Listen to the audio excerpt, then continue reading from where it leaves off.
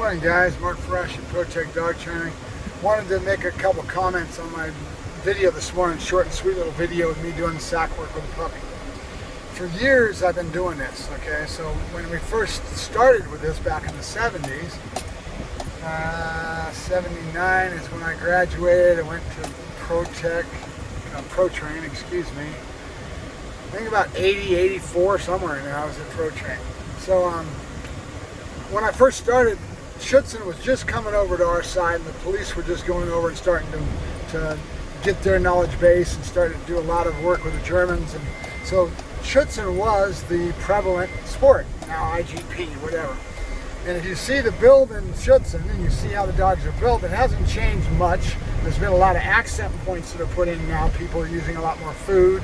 We've got place boards in front of the decoy to bark, and we've got all kinds of different tools to convey the thought and the behavior that we're trying to get out of the animal in that criteria of the sport of Schutzen. But the main thing when I start with a puppy, I usually always go find giving, kind-hearted decoys that know what they're doing, that can help me build the grip on the puppy, right?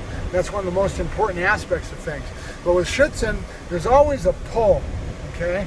Nowadays, there's a lot more sports out there, PSA and other sports that are becoming very prevalent, and kind of law enforcement doing their thing out there is kind of starting to seed into our knowledge base and our want to do what we're doing. Example, the gentleman that's the president of the PSA club, Sean Siggins, I think was his name, is a law enforcement officer, or was, and is very prevalent in his style that has a lot of mix of law enforcement build, right? And in that aspect, you're doing a lot more suit work. We're not doing as much sleeve work, as much sleeves are used a lot, but at the same time, there's a lot more suit work in that street type of work, right?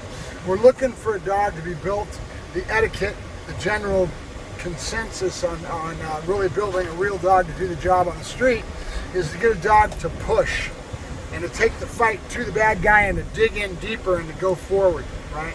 Versus the Schutzen where they'll grab and they more pull than they do push, right? And I'm sure that you'll see a little bit more of that seeding into other sports. The other one is American Schutzen.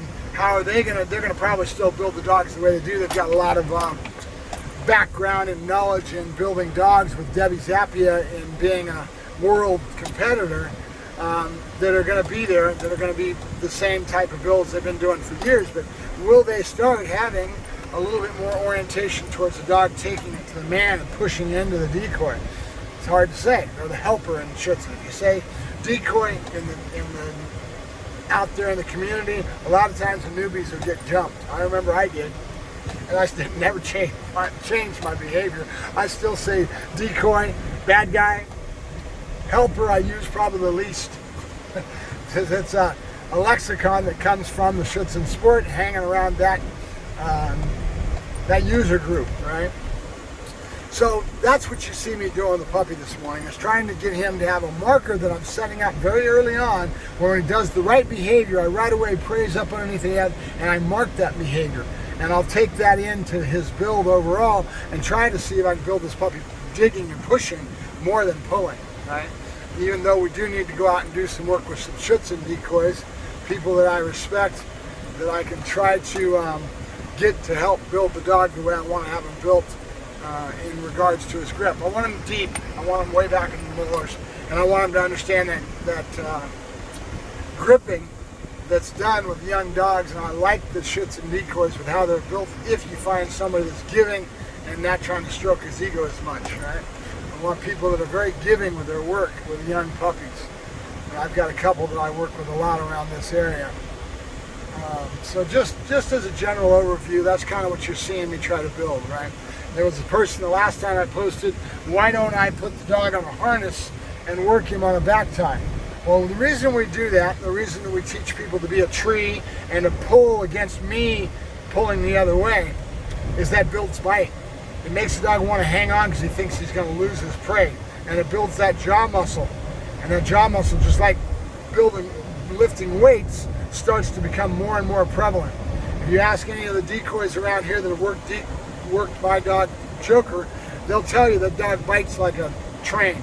He comes in and he crunches and he digs for bone. And the reason he does that is because I spent some time working with Oscar Mora on teaching him to push way late in his development. But he learned it real quick, and he pushes in now. And he knows and he feels that bone underneath that suit, and he wants to feel that, or he doesn't feel satisfied. And that's just the dog, and that's the build that I've done, and it has done the right thing.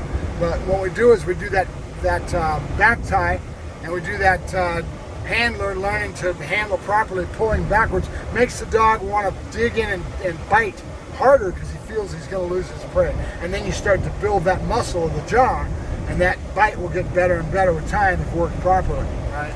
Those are some of the accent points that we're looking for. So I just thought I'd give a little bit of highlight on that last video and get you guys to understand a little bit more, those that may watch these videos and don't have a clue what we're doing out there when we're building a dog. Right?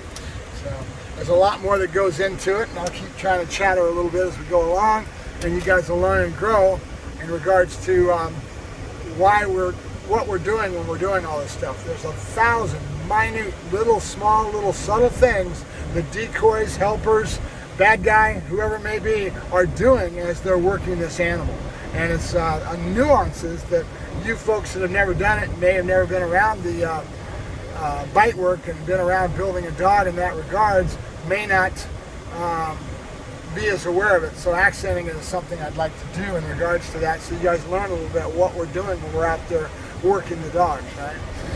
Talk to you later. Mark Ferrasci, Pro Tech Dog Training, with a small little yak session for the day. Have a good day, guys.